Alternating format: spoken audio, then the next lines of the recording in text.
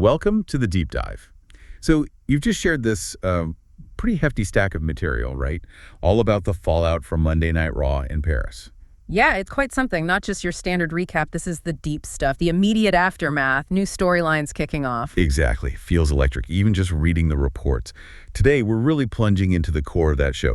Monday Night Raw, #1684, Paris, France, September 1st, 2025.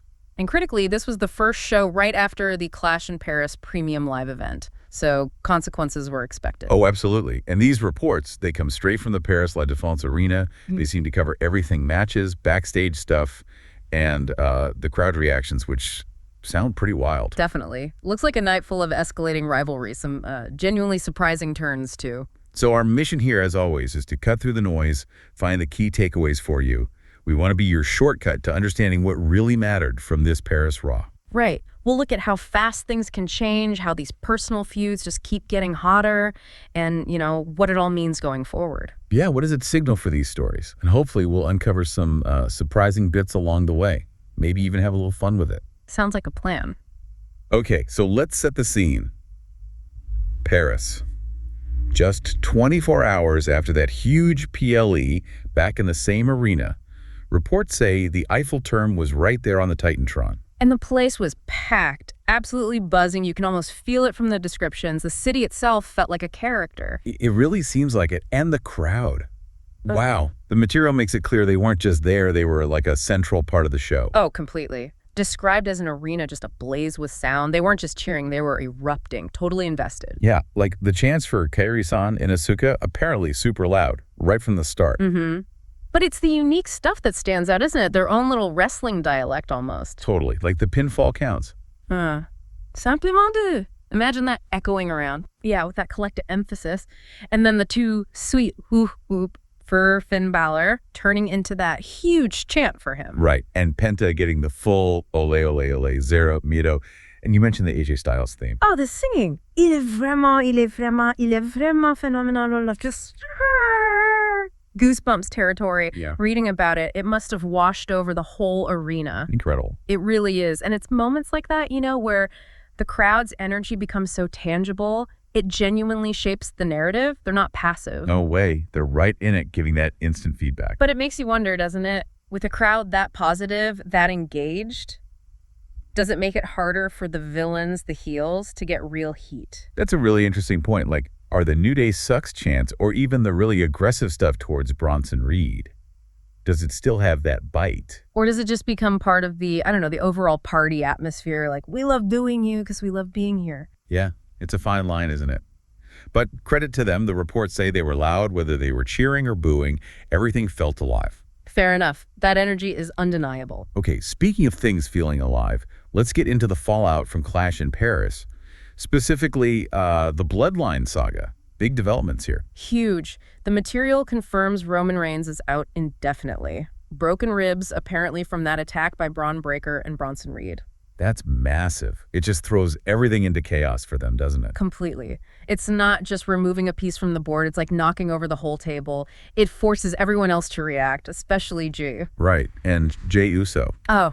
Okay, so he lost that fatal four-way for the world title, but the reports say he wasn't dwelling on it. No, his focus shifted immediately. Yeah, he basically said, I can live with losing, but I can't live with someone attacking my family. And he called out the Vision. Which is Seth Rollins' crew, just for clarity. So Jay's stepping up, taking charge almost. It feels like it, like he's embracing that family first thing, even without Roman there. Right. But is it purely about family? Or is he maybe, trying to fill that power vacuum a bit? That's the million-dollar question, isn't it? On the surface, yeah, it's righteous anger, defending the family name. Mm-hmm. But given the whole history, Roman's out, and now Jay's the one taking the lead on the family front. It could definitely be read as him staking his own claim, setting his own agenda separate from Roman. Interesting angle. And then things got even more complicated. LA Knight shows up. Right, which wasn't expected. He confronts Jey, but not really in an aggressive way initially. No, he was more like, hey, we both have a problem with the Vision. He sort of acknowledged this shared enemy. An uneasy alliance, maybe? Definitely uneasy. Born of convenience, perhaps. And then Breaker and Reed come out. Yep, pretty much gloating about hurting Reigns. And They issue a challenge right there to Jay and Knight. Which led to the tag match. And Breakker and Reed actually got the win. They did. But it didn't stop there, did it? The reports say they kept attacking Jay and Knight after the match. Yeah, a real beatdown. Looked pretty bad. Until Jim Uso makes his return. Ran down with a chair, apparently, sent Breakker and Reed packing. Wow. Okay, so Jimmy's back. That's huge. And he saves Jay. Not Roman, but Jay. Exactly. It brings that family dynamic right back to the forefront, but differently. This is classic wrestling storytelling, right? Immediate consequences, shifting alliances, Roman's injury, Jay-Z quest, Jimmy's return. It just reshuffles the entire deck. Constantly keeping you guessing. And Jimmy saving Jay specifically, does that signal a potential split from Roman's way?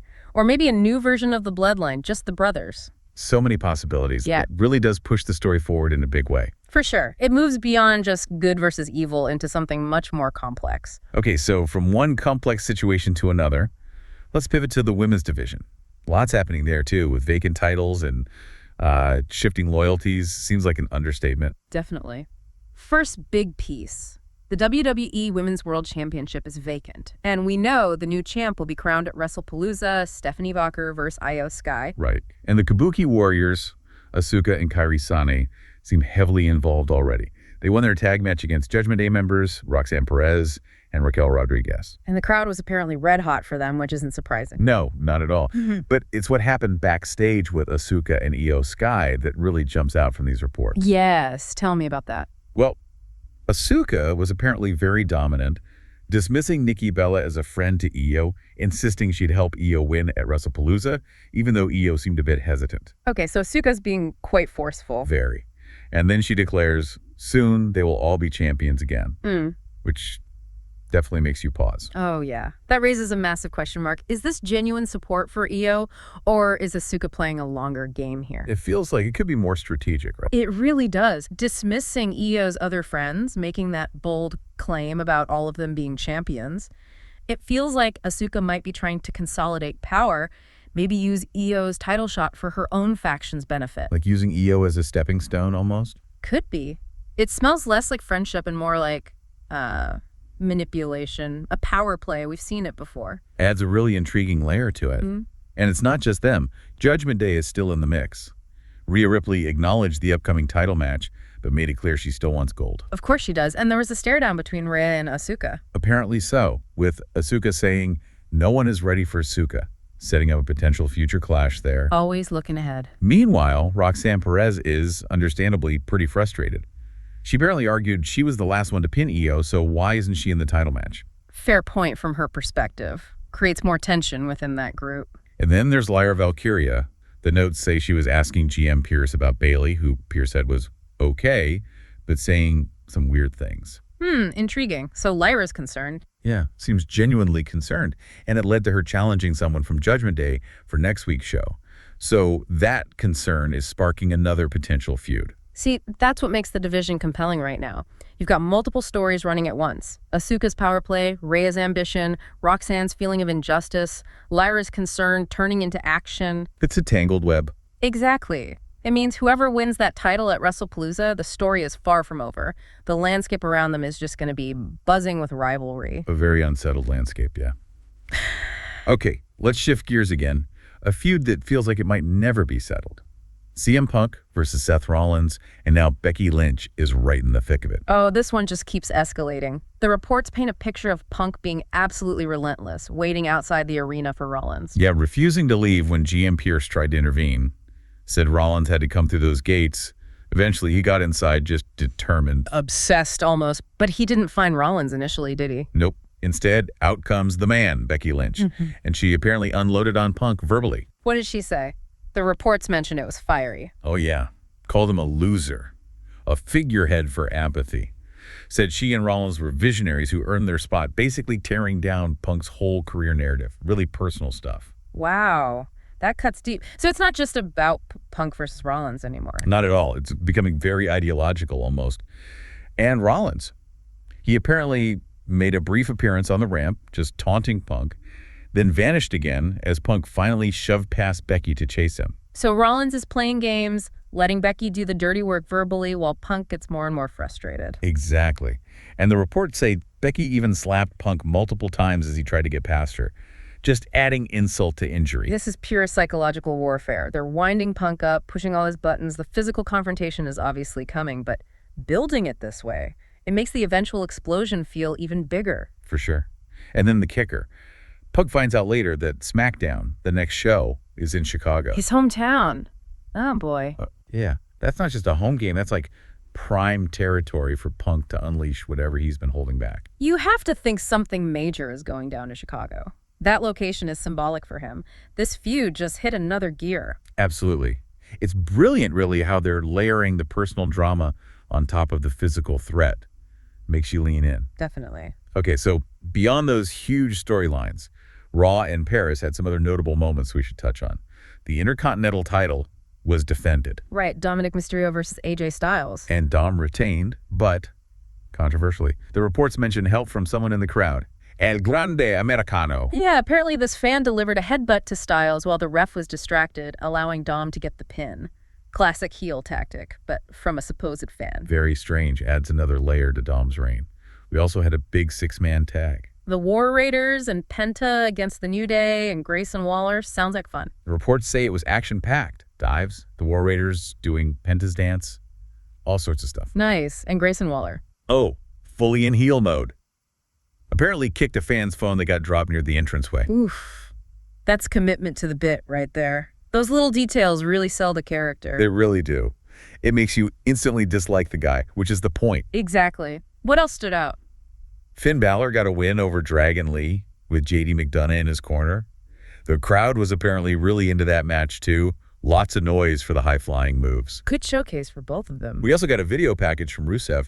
Sounded pretty intense after his Donnybrook match with Sheamus. What was the message? Basically saying Sheamus gave up and that Rusev isn't messing around anymore. He's here to be serious, put the roster on notice. Setting a new tone for himself. And then, on a lighter note, the New Day held a mock funeral. A funeral? For what? For the tag team titles they lost. They were lamenting them being gone and complaining about them being in Judgment Day's dirty clubhouse. Huh. Okay, that's very New Day. Even in defeat, they find a way to entertain. Totally. Yeah. It adds that bit of levity, you know. Even their complaining about the titles reinforces how much they meant. Yeah, it's that mix, isn't it? The high drama, the intense feuds, but also moments of comedy and character work. Keeps the show balanced. Definitely. So let's wrap this up. We've just gone through a really dense, action-packed Monday Night Raw from Paris. For sure. We saw huge consequences rippling out from Clash in Paris, Roman's injury shaking up the bloodline, Jay stepping up, Jimmy returning. The women's division is just bubbling with intrigue. The vacant title, Asuka's motives, Rhea's ambition, all those crossing paths. And that Punk Rollins Lynch situation is just pure personal intensity heading into Chicago. Absolutely. And through it all, that incredible Parisian crowd being such an active part of the show, reminding us how much the audience matters. They really were like an extra character in the story. This deep dive, I think, really shows you how fast things move, how quickly new rivalries spark sometimes with unlikely partners, and how fan passion can genuinely shape what we see. Yeah, one event kicks off so many different threads. It's fascinating to track. It really is. And it leaves you with this thought, maybe. Think about any story, wrestling, or even, things in real life. How often are the biggest turning points not the big win, but the immediate fallout after a major clash?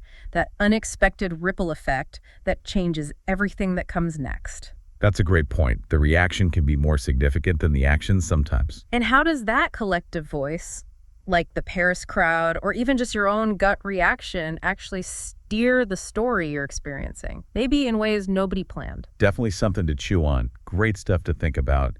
We really hope you enjoyed this deep dive into Raw from Paris. Yeah, hope you found it insightful. And hey, if you did enjoy it, please do consider liking, subscribing, maybe leave a comment.